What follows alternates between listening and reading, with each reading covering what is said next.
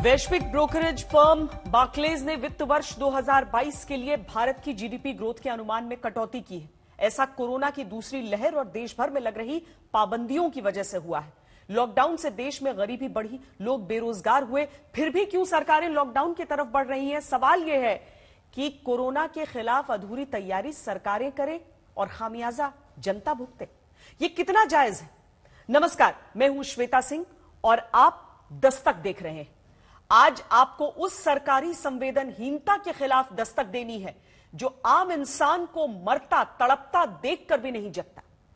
Corona महामारी ने सुशासन के हर उस दावे को धाराशायी कर दिया है जो बिहार की सरकार 15 साल से कर रही है, क्योंकि अगर सरकार के दावों में दम होता तो एक आम आदमी बिना इलाज अस्पताल के बाहर यूं बेदम न होता। दूसरी दस्तक उस सरकारी लापरवाही के खिलाफ जिसने कर्नाटक में 24 लोगों की जान ले ली। पहले बिहार चलते हैं, जहां अस्पताल के बाहर कोरोना के एक मरीज गुहार लगाता रहा, मदद मांगता रहा। हमारे रिपोर्टर ने भी याचना की, हेल्पलाइन से मदद मांगी, हर कोई आराम से जवाब देता रहा। ड्यूटी डॉक्टर से अपील की, नर्स से मिन्नतें की। रामशंकर का ऑक्सीजन स्तर शून्य हो गया। किसी मदद के बिना आखिरकार उस मरीज ने कैमरे के सामने दम तोड़ दिया। ये दिल दहलाने वाली दास्तान बिहार के आरा की है। राज्य में महामारी हाहाकार मचा रही है, हालात बेकाबू हो रहे हैं। 3 दिन पे एक बार आके विजिट मारे 3 दिन में एक बार। हाँ, आखिर 24 घंटा हो गया, लाइन अभी तक नहीं है कि मरीज को नेबुलाइजर दिया जाए। हम लोग लगा रहे हैं ऑक्सीजन, कौन लगाने वाला है वहाँ पे? बहुत ज्यादा कंडीशन 36 वार्ड पे चल रहा है। कौशल दुबे जी बोल रहे हैं। कोविड वार्ड में एक मरीज है, उनकी हालत एकदम खराब हो रही है सर। उनका ऑक्सीजन जो है 40 के नीचे आ गया है। यहाँ कोई डॉक्टर ही नहीं है। कौशल दुबे जी, आपका डॉक्टर नहीं आया, वो मरीज मर गया, एक्सपायर कर गया, वो मेरी आंख के सामने से।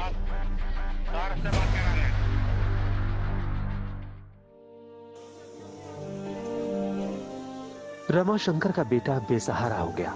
उसके पिता की मौत हो गई। बिहार में आरा के सदर अस्पताल में लोग बिना इलाज ऐसे ही मर रहे हैं।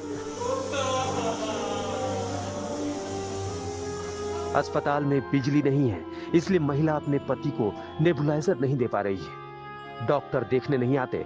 दोपहर तक कोई डॉक्टर या नर्स वार्ड पे नहीं दिखता। तीमारदार अपनी जान को जोखिम में डालकर अपने मरीजों की देखभाल कर रहे हैं। आरा सदर अस्पताल की तस्वीर आपको दिखा दें। इसके भीतर ये प्रतिबंधित इलाका में नहीं जा सकते, लेकिन मरीज के तीमारदारों को बैठना पड़ रहा है। बेड तो है, लेकिन अभी ऑक्सीजन जहां लगी है, एक मरीज की हालत खराब हो रही है। इस समय लाइट नहीं है। लोग कह रहे हैं कि बीती रात से लाइट नहीं आई है। किसी को नेबुलाइजर देना है तो नेबुलाइजर दे नहीं सकते। अस्पताल में न नर्स आया है, न डॉक्टर आए हैं। सुबह के इस समय जब मैं बात कर रहा हूँ, घड़ी में 11:31 हो रहे हैं और इस 11:31 पर अभी तक यहाँ एक दौरा नहीं हुआ है। थोड़ा सा जल क्या है। कोविड वार्ड का नियम ऐसा कि हम वार्ड में नहीं आ सकते, मानना पड़ेगा। आप यहाँ के सामने देख सकते हैं क्या कंडीशन है मरीज की। तबीयत बिगड़ रही है। अब पूरी फैमिली देखिए कैसे छटपटा रहा है, कोई डॉक्टर नहीं है यहाँ पे। आप बताइए। मल्टीपल टाइम रिक्वेस्ट कर दिया, मल्टीपल टाइम मतलब ये बच्चा गया है ऊपर में, बट कोई आने 5 बजे सुबह की बात है। मेरे मरीज को नेबुलाइजर लगाना है 1.5 घंटा। लिख के बोला था किसी ने? हाँ, डॉक्टर साहब ने बोले हैं कि नेबुलाइजर 3 टाइम देना है, लेकिन हम बिजली की वजह से अभी तक नेबुलाइजर उनको नहीं दे पा रहे। उनका हाथ ही तेज हो गया है और उनका हाथ भी तेज हो गया है सर। रमाशंकर का ऑक्सीजन का स्तर और गिरने लगा। संवाददाता ने अस्पताल में बैठी नर्स और ड्यूटी डॉक्टर शाइस्ता से गुहार लगाई। नर्स मदद के लिए आगे नहीं आई तो ड्यूटी डॉक्टर ने पल्ला ही झाड़ लिया। कोविड-19 वार्ड के ऊपर 3 वेंटिलेटर वाले बेड बने हुए हैं। वार्ड के बाहर 2 ताले लटके हुए हैं। 3 वेंटिलेटर वाले बेड 8 महीने से बंद पड़े हैं। जिस आईसीयू में वेंटिलेटर रखा है वो गोदाम बना हुआ है। ऊपर से हम लोग को ऊपर से जब ओपन करेंगे तब ना हम लोग इसका यूज करेंगे। खुला नहीं है अभी। कब से ताला बंद है? ये तो जब से डेट ऑफ ज्वाइनिंग ताला बंद है। कितने दिन हो गए इसको? करीब 8 महीना। 8 महीने से बंद है ये ताला। इसमें क्या क्या मशीनें हैं? वेंटिलेटर है। ये बंद क्यों है? ये तो मैनेजर जानेंगे, जब से हम लोग आए हैं तब से बंद है। 8 महीने से ये बंद है। आईसीयू है, यहाँ पर वेंटिलेटर है, जान बचाई जा सकती है, लेकिन इस पर अंदर जाना मना है, ताला लगा हुआ। कह रहे हैं 8 महीने से ये बंद है। इसमें वेंटिलेटर भी आप देख पा रहे हैं और इससे न जाने कितनी जान बचाई जा सकती है। रमाशंकर के लिए मदद की गुहार करते आज तक संवाददाता ड्यूटी डॉक्टर शाइस्ता के पास पहुंचे। हमने उनसे पूछा कि बिजली क्यों नहीं है। तो डॉक्टर ने कहा कि इसके लिए मैनेजर जिम्मेदार है। हम मिन्नत करते रहे और डॉक्टर टालती रही। रमाशंकर की मदद के लिए हमने कोविड-19 वार्ड के बाहर लगे हुए पोस्टर पर श्री प्रदीप कुमार के दिए हुए नंबर पर फोन मिलाया। प्रदीप कुमार ने यह कहकर पल्ला झाड़ लिया कि कोविड वार्ड में किसी कौशल दुबे की ड्यूटी है। हमने कौशल को भी फोन मिलाया, लेकिन नाउम्मीदी हाथ लगी। ना है अभी ऑक्सीजन? अभी ऑक्सीजन लेवल 36 पे चल रहा है। 93 पर हम लेकर आए थे। 93 पर लेकर आए थे। जान लेगा ये लोग। कौशल दुबे जी बोल रहे हैं? बोलिए। ये कोविड वार्ड में एक मरीज है, उनकी हालत एकदम खराब हो रही है सर। उनका ऑक्सीजन जो है 40 के नीचे आ गया है। हाँ, तो आप कुछ कीजिए ना, जल्दी से एक डॉक्टर भेजिए ना जल्दी से। लीजिए बात करें। ठीक है, हम वहाँ बात करते हैं। यहाँ कोई डॉक्टर ही नहीं है, लाइट भी नहीं है। वो कौशल दुबे जी ने फोन काट दिया। आरा के इस अस्पताल प्रशासन की बेशर्मी के किस्से आप सुनेंगे तो आपको अपने कानों पर यकीन नहीं होगा। ठीक होने वाले मरीजों के साथ फोटो खिंचा लिया जाता है और जो बीमार है उसका हाल तो देख ही रहे हैं। गेट पे माला पहनाया जाता है। आधा किलो का हॉर्लिक्स, एक पैकेट बिस्किट देकर माला पहना के और उनको सम्मानित करके भेजा जाता है। कि यहाँ पे फूल माला पहनाए उस दिन परसों फूल माला पहना के ले जाओ, ठीक है मरीज। ऑक्सीजन पर नाप दिए 93 है, बिना ऑक्सीजन का नाप में नहीं किए, ले जाओ ठीक है। यहाँ पर लेकर आए और मरीज मेरा लेट गया नीचे में। अस्पताल की हालत यह है कि मरीजों को ऑक्सीजन लगाने की जिम्मेदारी तीमारदारों की ही होती है। हम लोग लगा रहे हैं ऑक्सीजन, कौन लगाने वाला है वहाँ पे? हम लेडीजों के बोलते हैं कि तुमको जरूरत है तो जाओ तुम खुद लगा लो। आपको पता है कैसे लगाते हैं ऑक्सीजन? सीख गए हैं। कितना ऑक्सीजन की जरूरत है उस अनुसार से ऑक्सीजन देना है, तो हम लोग को मालूम नहीं, हम लोग अपने से ऑक्सीजन देते हैं। आखिरकार रमाशंकर जिंदगी से जंग हार गए। रमाशंकर अपने पीछे 2 बेटे 2 बेटियों को छोड़ गए हैं। कौशल दुबे जी, आपका डॉक्टर नहीं आया, वो मरीज मर गया, एक्सपायर कर गया वो मेरी आंख के सामने से। सर से बात करा रहे हैं। क्या करूंगा सर से बात करके? वो मरीज क्या करेगा बात करके? मरीज मेरी आंख के सामने मर गया। हमने डॉक्टरों को भी फोन किया, अस्पताल में हेल्पलाइन नंबर पे भी फोन किया, नहीं उठाया किसी ने फोन, कोई मदद नहीं आई है। ये नहीं देखना चाहते हम। कौन लेगा जिम्मेदार? कौन होगा जिम्मेदार? किसकी जवाबदेही तय होगी? यहाँ लोग मर रहे हैं, मेरे पास कोई शब्द नहीं है। पटना से सटे आरा के अस्पताल में कैमरा पहुंचा तो सच सामने आया। काश वो सच बिहार के मुख्यमंत्री को भी दिखाई देता, जो हफ्ते में दूसरी बार राजधानी पटना के हालात को देखने सड़कों पर उतरे हैं। सीएम साहब ने कोरोना के हालात को देखने और समझने के लिए ताबड़तोड़ कई जगहों का दौरा किया। कोरोना के बेकाबू होते हालात के बीच मुख्यमंत्री एक्शन में दिखने की कोशिश कर रहे हैं तो उनके अधिकारी भी बड़े बड़े दावे करने से नहीं चूक रहे। राजधानी पटना में 110 बिस्तर वाले अस्थायी अस्पताल की शुरुआत की गई है। हम लोग जैसे आज शुरू इसको कर रहे हैं, अब हम लोग का अगला लक्ष्य है जयप्रभा मैदान तक, उसको भी हम लोग कोशिश करेंगे यथाशीघ्र चालू करने। ये कितने बेड का शुरू होगा? 110। सरकार और सरकारी महकमे के दावे अपनी जगह हैं, लेकिन हकीकत कुछ और है, जिसे समझने के लिए आंकड़ों पर नजर डालिए। 24 घंटे में बिहार में 13,534 नए मरीज सामने आए। एक दिन में 151 लोगों की मौत हो गई। 31 मार्च को राज्य में मात्र 1,579 एक्टिव मामले थे, जो बढ़कर 1,09,945 हो गए हैं। बढ़ते एक्टिव मामलों से अब प्रदेश का रिकवरी रेट भी गिरकर 77.36% पहुंच गया है। कोरोना का बढ़ता ग्राफ और आज तक के कैमरे में कैद बिहार के अस्पतालों की तस्वीर राज्य के हालात को समझने के लिए काफी है। पटना से उत्कर्ष के साथ आशुतोष मिश्रा, आरा आज तक।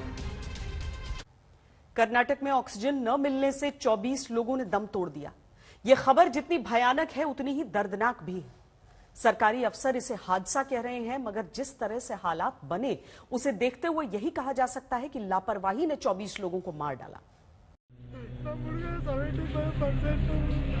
75% रिकवर आएगी साहब, सिलेंडर दे बनेगा बड़ा साहब, ऑक्सीजन दे बनेगा बड़ा साहब। ये ऐसा दर्द है जिसे सुनकर दशों दिशाएं दरक जाएं, दर्द की पृथ्वी पाताल में खींच ले जाए। इस तकलीफ को समझने के लिए नहीं चाहिए किसी भाषा का संस्कार। एक आदमी बेबस होकर, बेचारा होकर, बदहवास होकर रोए जा रहा है, रोए जा रहा है, रोए जा रहा है। इस आदमी ने अपने पीछे बनी इमारत, जिसे सरकारी अस्पताल कहते हैं, उसमें अपने बेटे को खोया है। बेटा 75% तक रिकवर हो गया था, लेकिन ठीक होने से पहले अस्पताल की ऑक्सीजन खत्म हो गई और साथ ही खत्म हो गया इस परिवार का दुलारा। और इसके जैसे 24 परिवारों ने खोया अपनों को।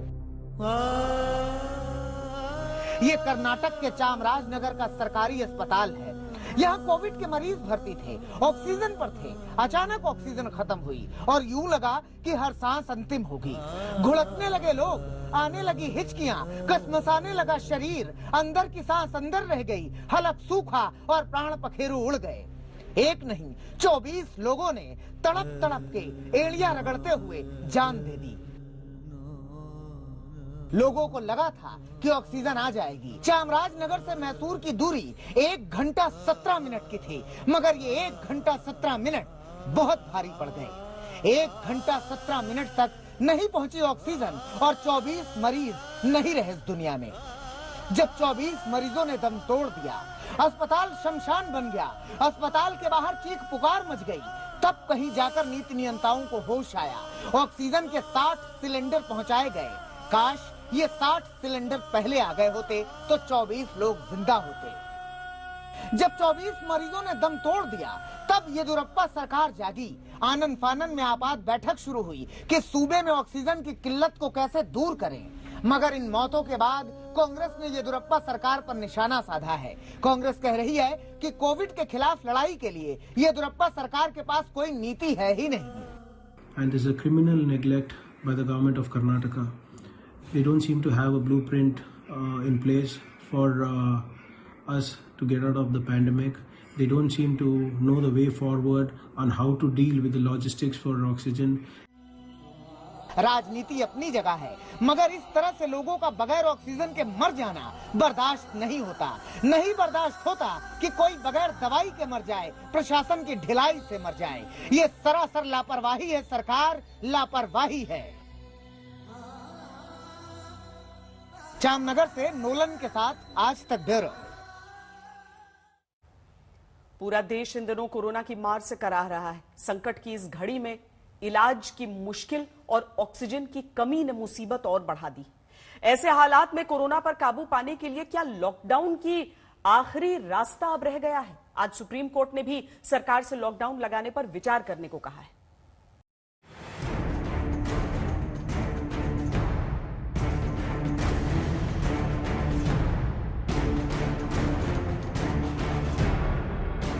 पूरा देश कोरोना की मार से कराह रहा है।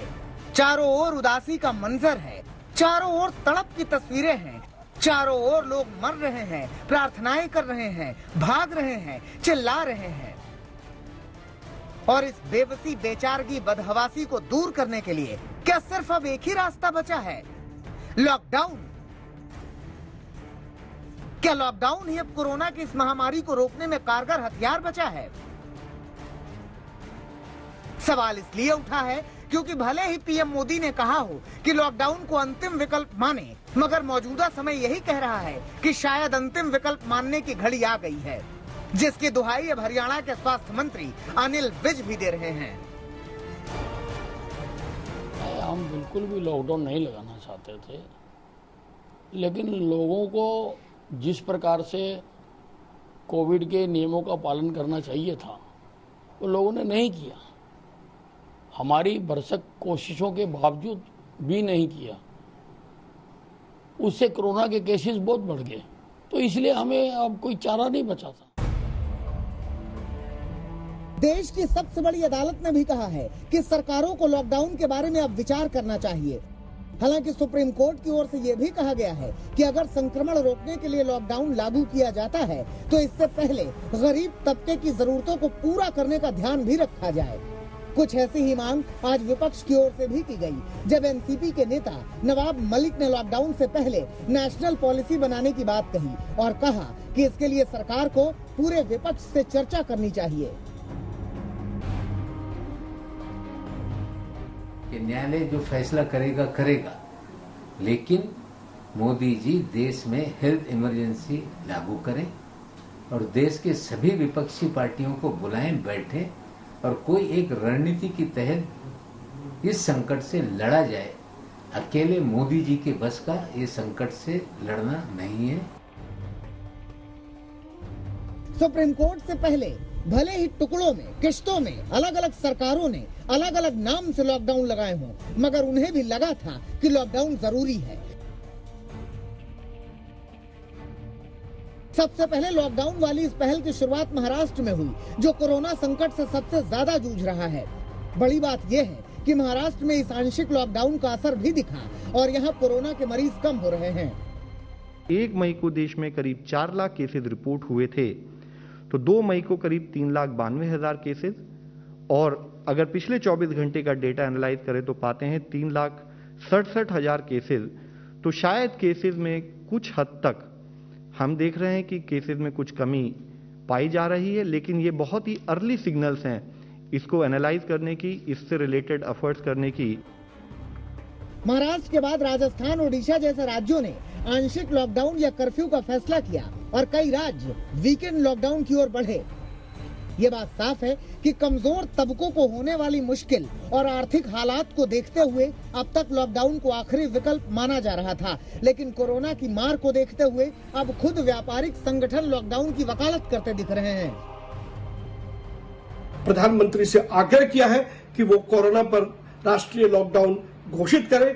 अनेक राज्यों के अंदर जहां पर कोरोना तेजी से बढ़ रहा है, लगभग कहीं ना कहीं लॉकडाउन की स्थिति है। ऐसे में यदि एक राष्ट्रीय लॉकडाउन किया जाता है तो कोरोना का काफी हद तक हम लोग सामना कर सकेंगे, लोगों को कोरोना से प्रभावित होने से बचा सकेंगे।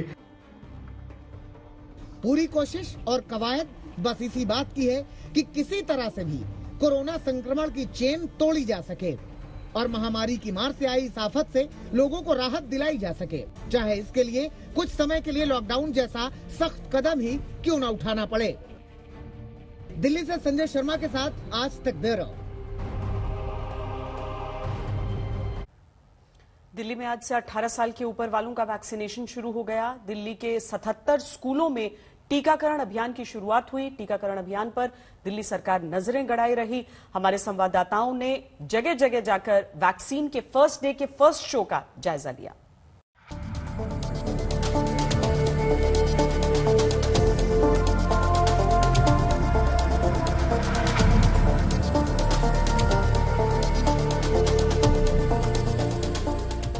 जान है तो जहान है। कोरोना से बचना है तो टीका लगवाना ही एकमात्र उपाय है। देश की राजधानी दिल्ली में 18 साल से 44 साल की उम्र वालों को टीके लगने की शुरुआत हुई तो टीकाकरण केंद्रों पर लोगों की कतारें लग गई। सुबह से ही वैक्सीनेशन सेंटर पर लंबी लंबी कतारें जो है वो इस वक्त देखने को मिल रही हैं। ये बुराड़ी का स्कूल है जहां पर आप देखेंगे स्कूल के अंदर से लेकर के बाहर तक आपको लंबी लंबी कतारें जो है वो नजर आएंगी। सोशल डिस्टेंसिंग 2 गज की दूरी का पालन करने की लगातार बात सरकार की तरफ से की जा रही थी कि लोग वैक्सीनेशन सेंटर पर जल्दबाजी ना करें, ना पहुंचे। जिनका रजिस्ट्रेशन है सिर्फ वही पहुंचे। तमाम जो ये लोग खड़े हैं इनके पास रजिस्ट्रेशन है, लेकिन बावजूद इसके लंबी लंबी कतारें जो है वो फिलहाल वैक्सीनेशन सेंटर पर इस वक्त जो है वो देखने को मिल। डर तो है ही, जो भी दिल्ली में सिचुएशन है अभी, तो हम भी सोच रहे हैं कि फटाफट वैक्सीन लग जाए तो थोड़ा एक सेफ्टी का रहेगा। अगर फर्स्ट स्लॉट में ही बुकिंग की थी इसी वजह से कि मतलब इतना टाइम नहीं लगेगा, बट देखिए लाइन कितनी लंबी है, तो आई थिंक ये डर ही है जिसकी वजह से लोग सुबह सुबह एकदम फर्स्ट स्लॉट में बुकिंग मिलते ही आ गए। टाइम स्लॉट ले रखा है 10 से 12 के बीच में, लेकिन इतनी भीड़ हो गई है। कई साइट इन्होंने बना रखा है, लगता है ये सारे लोग इकट्ठे हो गए यहाँ पे। लेकिन अभी तक ये सरकार, आप देख ले, केजरीवाल जी देख लो आप कि क्या तैयारियां हैं आपकी। लोग बता रहे हैं कि अभी वैक्सीनेशन स्टार्ट भी नहीं हुआ है। टाइमिंग देख लो, 11 बजने 11:15 हो गए हैं। दिल्ली में टीकाकरण के दूसरे चरण में भारी भीड़ की आशंका को देखते हुए 77 स्कूलों को टीकाकरण केंद्र में तब्दील कर दिया गया। आज सुबह से ही इन केंद्रों पर लोगों की भीड़ इकट्ठा होनी शुरू हो गई। जैसे जैसे दिन चढ़ने लगा, लोगों की भीड़ बढ़ती चली गई। 18 साल से 45 साल उम्र के लोगों को वैक्सीन दी जाएगी और इस समय ये जो है ये पहली लाइन है जो कि अंदर जा रही है। वेस्ट विनोद नगर का ये सरकारी स्कूल जहां पर ये वैक्सीन लेने के लिए लोग जा रहे हैं। करोड़ों लोगों ने वैक्सीनेशन के लिए रजिस्ट्रेशन कराया है, लेकिन पहला दिन है इसीलिए लोगों में उत्साह भी ज्यादा है और इसीलिए इंतजाम भी उसी हिसाब से किए गए हैं। अलग अलग दिल्ली के सरकारी स्कूलों को वैक्सीनेशन सेंटर बनाया गया है। जैसे ये जो स्कूल है जो कि वेस्ट विनोद नगर का है पूर्वी दिल्ली में, यहाँ पर वैक्सीनेशन की जो व्यवस्था की गई है वो 5 अलग अलग सेंटर में की गई है और 5 सेंटर में 3-3 कमरों का सेंटर बनाया गया है। फर्स्ट प्रोडक्ट यही है वैक्सीन लगाना। जी पूरी फैमिली वैक्सीनेट हो चुकी है, सिर्फ मैं ही बचा था। लगा था कि मुझे भी करवा लेना चाहिए। यूं तो 18 साल से 44 साल की उम्र के लोगों के लिए टीकाकरण अभियान की शुरुआत शनिवार को ही हो गई थी। दिल्ली में 1400 से ज्यादा युवाओं ने वैक्सीन ले ली थी, लेकिन दिल्ली में विधिवत शुरुआत आज हुई। दिल्ली में 18 से 44 साल के लोगों के लिए वैक्सीनेशन शुरू हो चुकी है। 77 सरकारी स्कूलों में इस वक्त आज से वैक्सीनेशन ड्राइव शुरू हो चुकी है। हालांकि सरकार ने कहा है कि वैक्सीनेशन ड्राइव को बढ़ाया जाएगा। फिलहाल 4.5 लाख वैक्सीन की डोजेज दिल्ली में आ चुकी हैं। हम इस वक्त है छतरपुर के गर्ल्स स्कूल के बाहर, जहाँ पे आप देख सकते हैं लंबी कतार लोगों की यहाँ पर दिख रही है जो वैक्सीन का इंतजार कर रहे हैं। कई सुबह 9 बजे से कतारें शुरू हो गई थी। मैम मैं 10 बजे आ गया था और काफी लंबी लाइन थी। 10 बजे से लेके 1 बज गया होगा, शायद 12:30। इतना टाइम तो लग रहा है, 2-3 घंटे लग गए। कितने बजे शुरू हुई वैक्सीनेशन? मैम वैक्सीन अराउंड 11 बजे 11 o'clock स्टार्ट हुई थी। इनके पास वैक्सीन नहीं थी शुरू में, लेट आई गया इनके पास वैक्सीन। दिल्ली के 77 स्कूलों में एक साथ आज सुबह से ही टीकाकरण अभियान की शुरुआत हो गई। दिल्ली के लोग वैक्सीन लगाने के लिए उतावले थे। कई जगह कतारें बहुत लंबी हो गई। बुराड़ी के वैक्सीनेशन सेंटर पर लोगों की कतारों में सोशल डिस्टेंसिंग की धज्जियां उड़ गई। पंडारा रोड के नवयुग स्कूल में भी वैक्सीनेशन के लिए लोगों की कतारें लगी रही।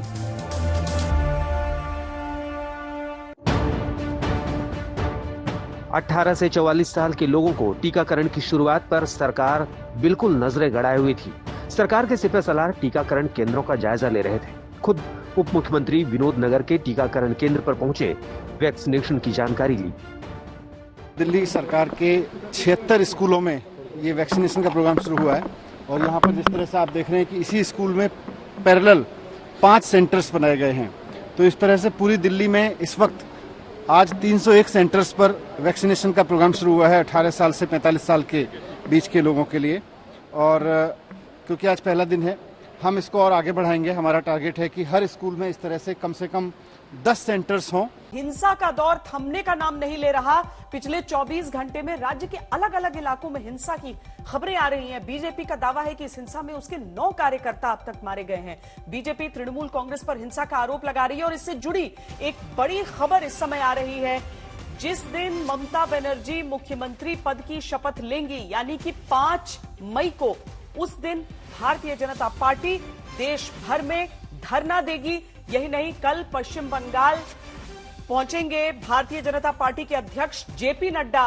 बंगाल के चुनाव के बाद, जो नतीजे आने के बाद जो हिंसा हो रही है, उसके खिलाफ वो कल कोलकाता जा रहे हैं और खबर यह है कि वो कार्यकर्ताओं के घर जाएंगे, परिजनों से मुलाकात करेंगे जिन कार्यकर्ताओं की मृत्यु हो गई है इस हिंसा में।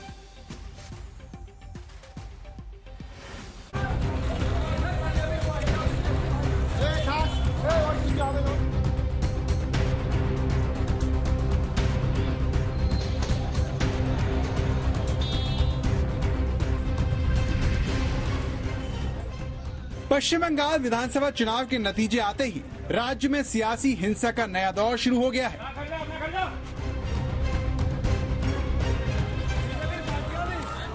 पश्चिम बंगाल के आरामबाग के बीजेपी दफ्तर को आग के हवाले कर दिया गया। बीजेपी ने आरोप लगाया कि टीएमसी कार्यकर्ताओं ने उनके पार्टी दफ्तर के बाहर हंगामा किया, जिसका नतीजा हिंसा के रूप में देखने को मिला। इसी तरह की हिंसा नंदीग्राम में देखने को मिली, जहां बीजेपी ने दफ्तर में तोड़फोड़ करने का इल्जाम टीएमसी पर लगाया। नंदीग्राम में दीदी की हार से नाराज उनके समर्थकों ने शुभेंदु अधिकारी के काफिले को भी निशाना बनाया। हल्दिया में शुभेंदु अधिकारी के काफिले पर पत्थर बरसाए गए। कूच बिहार में बीजेपी के एक उम्मीदवार की गाड़ी में तोड़फोड़ की गई। कूच बिहार में ही बीजेपी के एक ऑफिस में भी तोड़फोड़ के आरोप लगे। कोलकाता में भी बीजेपी के दफ्तर में तोड़फोड़ हुई। यहाँ पर बीजेपी समर्थकों को चुन चुनकर निशाना बनाया गया।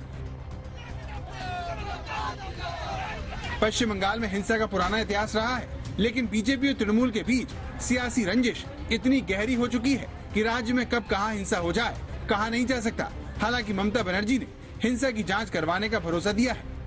ये ठीक नहीं है। This is absolutely wrong. They are giving some photographs that is old one. ये उसका हैबिट है।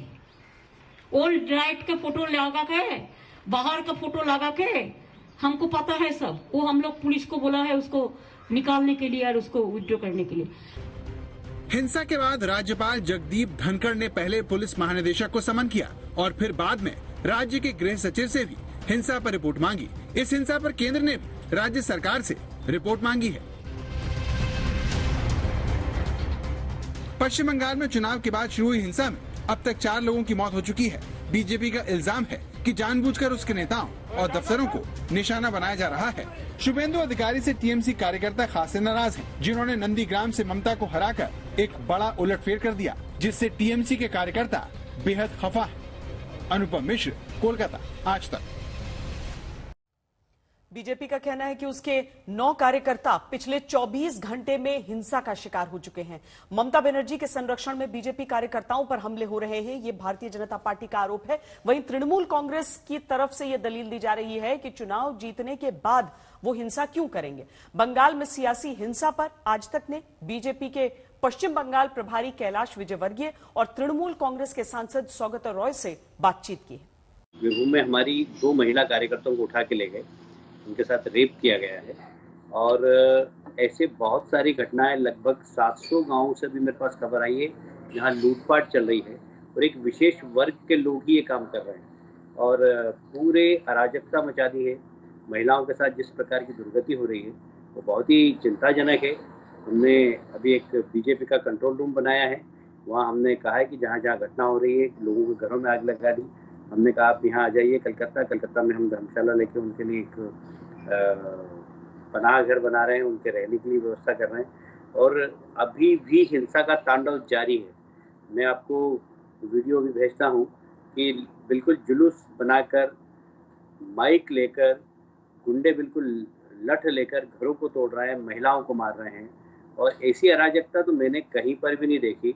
मुझे लगता है कि जब देश का विभाजन हुआ होगा उस समय पाकिस्तान में ऐसी अराजकता होगी, ऐसी अराजकता यहाँ पर देखने को मिली और एक विशेष वर्ग, एक विशेष समुदाय के लोग ही ये सब काम कर रहे हैं। पुलिस को फोन कर रहे हैं, पुलिस फोन नहीं उठा रही है। एक अधिकारी ने मुझे ऑफ द रिकॉर्ड कहा कि हमें कहा गया है कि कोई कहीं जाएगा नहीं, जो हो रहा है वो होने दो, ये निर्देश मिले हैं। एक पुलिस अधिकारी ने बहुत ऑफ द रिकॉर्ड मुझसे कहा है, मतलब ये सरकार की ओर से निर्देश दिए गए हैं कि सब होने दो जो भी हो रहा है। तो चुन चुन के भारतीय जनता पार्टी के कार्यालय तोड़े जा रहे हैं, भारतीय जनता पार्टी के घरों में तोड़फोड़ की जा रही है, कार्यकर्ताओं को पीटा जा रहा है, कार्यकर्ताओं की हत्या की जा रही है और सामान में लूटपाट की जा रही है। हजारों की संख्या में कार्यकर्ता पूरे प्रदेश में बेघर बार हो गए। हम सब उनको कलकत्ता में लाने की कोशिश कर रहे हैं कि यहाँ पर धर्मशाला लेकर उनको यहाँ पर उनको संरक्षण प्रदान कर सकें। कुछ हिंसा का घटना घटी, ममता बनर्जी मुख्यमंत्री ने बताई है कि वो नहीं चाहते हैं कि कोई हिंसा का घटना घटे। वो तृणमूल के सब कर्मियों को बोला कि कोई जुलूस नहीं निकलने को और हिंसा से दूर रहने को, लेकिन हमला हमारे लोग पर भी हो रहा है। वर्धमान या कूच बिहार में 2 घटनाएं घटी और वर्धमान में हमारा एक कर्मी का मौत हुआ। सब लोग को इससे दूर रहना चाहिए। हम भी मानते हैं कि इतना बड़ा जय के बाद छोटा मोटा हिंसा नहीं घटना है, लेकिन बीजेपी तो बराबर हिंसा को बढ़ा के देखा है। चुनाव के समय सारा हिंदुस्तान से 2 लाख केंद्रीय बाहिनी लाए थे, अभी वो हिंसा हो रहा है करके रो रहे हैं।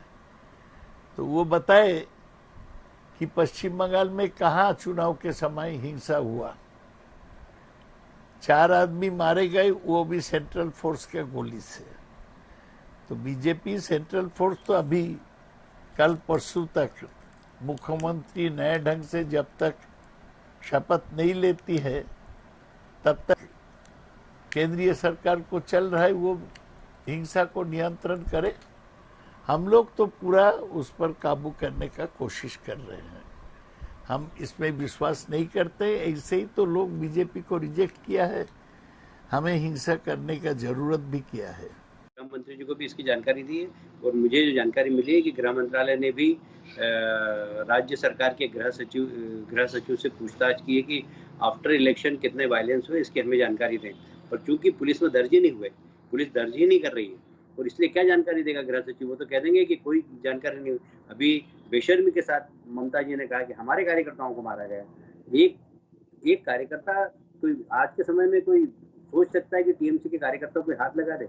और बेशर्मी से ममता जी कह रहे हैं कि हमारे कार्यकर्ताओं को मारा बीजेपी के लोगों ने, जबकि बीजेपी के कार्यकर्ताओं के घर में ढूंढ के मारा जा रहा है, उनकी पिटाई हो रही है और पता नहीं कितने कार्यकर्ता घर छोड़कर चले गए, उनके घर की महिलाओं के साथ अभद्रता हुई है। बहुत ही खतरनाक स्थिति है बंगाल। कल हम राज्य के अधिकारियों से भी चर्चा करेंगे और इस संबंध में गृह मंत्री जी ने बहुत सीरियसली एक्शन लेने का हमें आश्वासन दिया है। राष्ट्रीय अध्यक्ष नड्डा जी ने कहा कि मैं तत्काल आता हूं। हो सकता है कि कल राष्ट्रीय अध्यक्ष जी बंगाल आए और इन सब मामलों में हमसे चर्चा करें और यहाँ के हालात के बारे में स्वयं जाकर देखें, क्योंकि बहुत ही दुर्भाग्यपूर्ण घटना हो रही है। मैंने अपने जीवन के अंदर ऐसा राजनीतिक बदलाव कभी भी नहीं देखा। ये कैलाश विजयवर्गीय डे 1 से ये बढ़ा के बोले हैं फिगर्स। हम चाहते हैं कि वो इन 9 लोगों का नाम, पता और डिटेल को खुलासा करे। दूसरी बात है वो कहां कहां आगजनी हुआ है वो खुलासा करे। हम बार बार कहते हैं कि हम हिंसा नहीं चाहते हैं, हमारा सरकार आया है, हम शांति चाहते हैं। मुख्यमंत्री आज भी प्रेस कॉन्फ्रेंस किया, शाम को अपील किया है हमारे कर्मियों को शांत रहने को, और हम शांति रखेंगे। तो ये हिंसा का बात जरा बढ़ा के बोला जा रहा है। बीजेपी को अभी संगठन अपने को ठीक करना है। हमारे खिलाफ आरोप करने से कुछ फायदा नहीं होगा, नहीं हुआ उन लोग को, नहीं होगा भी। मेरे को एक अधिकारी ने बोला, आईपीएस अधिकारी ने, कि हमें ये निर्देश दिए गए कि आप फोन भी मत उठाइए, बात भी मत करिए और जो हो रहा है होने दीजिए। मैं शपथ समारोह के बाद हम इस बारे में विचार करेंगे, अभी जो हो रहा होने दो। 200% वो करवा रही है, 200% उनके इशारे पर हो रहा है, उनके नेताओं के इशारे पर हो रहा है। ये तो ऐसी अराजकता हो कि सरेआम बिल्कुल खेला हुए लठ लेके जा रहे हैं, माइक वाली गाड़ी लेके जा रहे हैं और चिल्ला रहे हैं। और एक घर, हमारे कार्यकर्ता घर छोड़ के भाग गए तो उनके घरों में आग लगा दी, सारा सामान लूट के ले गए, एसी तक खोल के ले गए, पंखे ले गए लूट के। मतलब आप विश्वास करेंगे कि कपड़े की दुकान हमारे कार्यकर्ता की, उसकी पूरी दुकान लूट ली। पुलिस खड़ी हुई है वहां पर, पुलिस उनको रोकने की कोशिश कर रही, पर सारा कपड़े का सामान लेके चले गए। एक कार्यकर्ता की जूते की दुकान थी, वो जूते के सारे उठा के ले गए। मतलब अराजकता है बंगाल के अंदर। अभी ऐसी अराजकता मैंने अपने जीवन में कभी भी नहीं देखी। एक स्वतंत्रता के 70 साल हो गए और यहाँ पर अगर इस प्रकार की अराजकता हो गई, मुझे लगता है कि इस पे केंद्र सरकार बहुत गंभीरता से विचार कर रही है। और अमित जी से मेरी 3-4 बार बात हुई है, कल राष्ट्रीय अध्यक्ष भी आ रहे हैं और हम लोग इसको इस प्रकार की हिंसा होने नहीं देंगे, हम मैदान में उतरेंगे कल। ये सब झूठी बात है। अगर कोई किया है वो पुलिस को बताए, पुलिस एक्शन लेंगे। और अभी कैलाश विजयवर्गीय को घर वापस इंदौर में जाना चाहिए। बहुत दिन तक रहे हैं, उनका बयान से बंगाल में हिंसा बढ़ गया है, तो उनको यहाँ रहना नहीं चाहिए। बीजेपी का जो स्थानीय कार्यकर्ता है वो रहे। दिलीप घोष का एक बयान मैंने सुना, वही दिलीप घोष जो ममता बनर्जी को बरमूडा पहनने को कहा था, उसका बयान सुना ये हिंसा के बारे में। तो ठीक है, दिलीप घोष बोलेगा, कैलाश विजयवर्गीय को आउट नहीं बोलना चाहिए। हम हिंसा अभी काबू कर लेंगे। ममता बनर्जी को शपथ ले लेने दीजिए, पूरा कानून व्यवस्था उनको हाथ में आ जाए, जल्दी जल्दी इसको बंद हो जाएगा। कोरोना की दूसरी लहर के बीच अप्रैल में भारत के एक्सपोर्ट और इंपोर्ट में बढ़ोतरी हुई है। इस बार अप्रैल में एक्सपोर्ट में 3 गुना और इंपोर्ट में 2 गुना इजाफा हुआ है। एक्सपोर्ट को बढ़ाने में आयुर्वेद और ऑर्गेनिक प्रोडक्ट समेत कोरोना काल में लोकप्रिय हुए सामानों का बड़ा रोल है।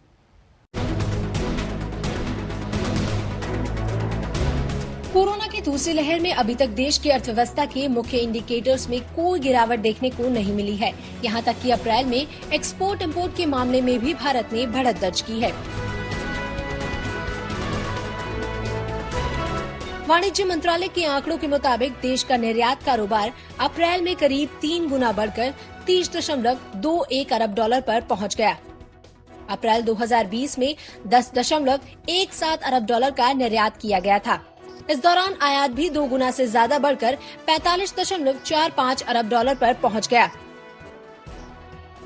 जबकि पिछले साल अप्रैल में 17.09 अरब डॉलर का आयात हुआ था। यानी कि इस बार अप्रैल में भारत शुद्ध तौर से आयातक कर रहा है और महीने का व्यापार घाटा 15.24 अरब डॉलर पर पहुंच गया। यह आंकड़ा अप्रैल 2020 के व्यापार घाटे के आंकड़े 6.92 अरब डॉलर के मुकाबले 2 गुने से भी ज्यादा है। पिछले साल अप्रैल में ज्यादातर समय तक देश में संपूर्ण लॉकडाउन लगा हुआ था। इससे आयात और निर्यात में भी बड़ी गिरावट दर्ज की गई थी। उस दौरान निर्यात कारोबार में 60.28% की बड़ी गिरावट दर्ज की गई थी। वहीं इस साल मार्च में निर्यात 60.29% बढ़कर 34.45 अरब डॉलर पर पहुंच गया। अप्रैल 2021 में तेल आयात 10.8 अरब डॉलर का रहा, जो कि एक साल पहले 4.65 अरब डॉलर का रहा था। अप्रैल में रत्न और आभूषण, जूट, कालीन, हैंडीक्राफ्ट्स, लेदर, इलेक्ट्रॉनिक सामान, काजू, इंजीनियरिंग, पेट्रोलियम उत्पाद, समुद्री उत्पाद और केमिकल के एक्सपोर्ट में सबसे ज्यादा तेजी दर्ज की गई है। वैसे बीते साल जो एक्सपोर्ट में सुधार हुआ है, उसमें बड़ा रोल कोरोना में लोकप्रिय हुए आयुर्वेद और ऑर्गेनिक प्रोडक्ट्स का भी रहा है। आंकड़ों के मुताबिक साल 2020 और 21 में ऑर्गेनिक फूड प्रोडक्ट्स का एक्सपोर्ट 51% बढ़कर 7,068 करोड़ रुपए हो गया। भारत से ऑर्गेनिक प्रोडक्ट्स अमेरिका, यूरोप समेत 58 देशों को निर्यात किए जाते हैं। ये तेजी उन हाल में दर्ज की गई है जब लॉजिस्टिक और ऑपरेशनल चुनौतियों का ये सेक्टर बड़े पैमाने पर सामना कर रहा था। जानकारों का मानना है कि अगर सरकार की तरफ से मदद का दायरा बढ़ाया जाए तो ये सेक्टर अर्थव्यवस्था में और ज्यादा योगदान कर सकते हैं। मेरा ऐसा मानना है कि अपने देश को फोकस करना चाहिए कि हमें इस ग्लोबल मार्केट का कम से कम 10% हिस्सा अपने देश में आए। इस 10% हिस्सा को यदि हम कैप्चर कर लेते हैं, जॉब्स क्रिएट हो पाएंगे, किसान की आमदनी दुगनी हो पाएगी और जीडीपी में भी बहुत सपोर्ट मिलेगा तथा अपने देश का नाम भी वर्ल्ड के अंदर मेजर कंट्रीज के अंदर एस्टैब्लिश कर पाएंगे, जो कि हेल्थ और वेलनेस की तरफ फोकस रहे। कोरोना काल में तो इनकी लोकप्रियता इतनी बढ़ गई है कि अब शादी में भी लोग मेहमानों को रिटर्न गिफ्ट या मिठाई की जगह ऑर्गेनिक प्रोडक्ट्स बांट रहे हैं। इम्यूनिटी बढ़ाने में इनकी सफलता साबित होने के बाद अब ये चलन देखने को मिल रहा है। एक्चुअली हेल्थ से ज्यादा बढ़ के और कुछ नहीं है। So we in fact gave them a proper health kit, हमने उनको हेल्थ किट दिया पूरी उनकी फैमिली को, जिसके अंदर सैनिटाइजर्स थे, हैंड फेस मास्क था, इम्यूनिटी बूस्टिंग के लिए काफी सारे फूड प्रोडक्ट्स थे। जाहिर है कि भारत के सामने फिलहाल तो कोरोना की दूसरी लहर से निपटने की बड़ी चुनौती खड़ी है, लेकिन हालात सामान्य होने के बाद सरकारों को आत्मनिर्भर भारत और वोकल फॉर लोकल के सहारे भारतीय उत्पादों के निर्यात को बढ़ाने के लिए कोशिश बढ़ानी चाहिए। आज तक ब्यूरो। ऑक्सीजन की कमी को दूर करने के लिए लगातार प्रयास जारी है। विदेशों से ऑक्सीजन के आयात को सस्ता बनाने के लिए कस्टम ड्यूटी में छूट दी गई थी। अब ऑक्सीजन कॉन्सेंट्रेटर्स पर आईजीएसटी को 28 से घटाकर 12% कर दिया गया है। इससे निजी इस्तेमाल के लिए ऑक्सीजन कॉन्सेंट्रेटर खरीदना सस्ता हो जाएगा। कोरोना की दूसरी लहर का पीक अभी तक नहीं आया है। तमाम कोशिशों के बावजूद सरकार मरीजों की पर्याप्त मात्रा में ऑक्सीजन मुहैया कराने में नाकाम साबित हुई है। हालांकि सरकार की कोशिशों के असर से पहले के मुकाबले इसकी सप्लाई में सुधार आया है। फिर भी पीक के दौरान कितनी ऑक्सीजन की जरूरत पड़ जाए, इसका अंदाजा किसी को नहीं है। ऐसे में सरकार ऑक्सीजन से जुड़े तमाम संसाधनों तक लोगों की पहुंच आसान बनाने में जुट गई है। इसी कड़ी में सरकार ने medical grade oxygen, oxygen concentrators और इससे संबंधित उपकरणों के आयात पर कस्टम ड्यूटी माफ करने का ऐलान किया था। अब सरकार ने निजी इस्तेमाल के लिए इंपोर्ट किए जाने वाले ऑक्सीजन कंसंट्रेटर्स पर इंटीग्रेटेड वस्तु एवं सेवा कर यानी IGST में कटौती की है। सरकार ने ऑक्सीजन कंसंट्रेटर्स पर लगने वाले IGST को 28% से घटाकर 12% कर दिया है। ये घटी हुई दर 30 जून 2021 तक लागू रहेगी। Central board of direct tax and customs यानी CBIC ने IGST में कटौती को लेकर बयान जारी किया है। जानकारों का मानना है कि इससे कोरोना काल में जीवन रक्षक बने हुए इस उपकरण की कीमत में कमी होगी और लोगों के लिए इसे खरीदकर कोरोना से लड़ना आसान हो सकता है। इसके लिए जानना जरूरी है कि जो सिलेंडर 5 लीटर का है वो जब पीक वॉल्यूम होगा वो नहीं आपको दे पाएगा 90%, 1 या 2 लीटर तक तो दे देगा, लेकिन उससे आगे जो है वो 30% पे आ जाएगा। जो ऊपर सिलेंडर है 5 से 10 लीटर का है वो भी जो है नहीं आपको दे पाएगा 90% जब फ्लो जो है 5 से ऊपर होता है तो। और जो 10 से ज्यादा क्वांटिटी के हैं, फ्लो के हैं, वो आपकी कमी पूरी कर सकते हैं, क्योंकि कोविड के पेशेंट्स में इससे ज्यादा फ्लो की जरूरत होती है। 10 कम से कम 10 का फ्लो चाहिए।